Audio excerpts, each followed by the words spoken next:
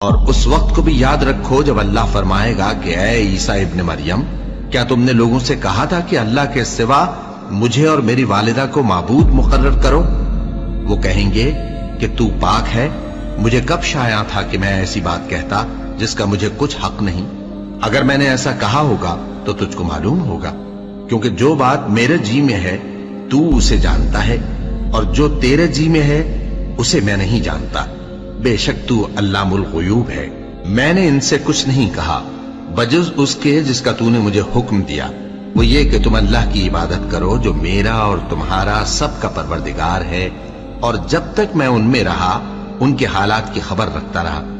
پھر جب تو نے مجھے دنیا سے اٹھا لیا تو تو ہی ان کا نگراں تھا، اور تو ہر چیز سے خبردار ہے۔ اگر تو ان کو عذاب دے تو یہ تیرے بندے ہیں، اور اگر انہیں بخش دے تو تیری مہربانی، اس لیے کہ تو ہی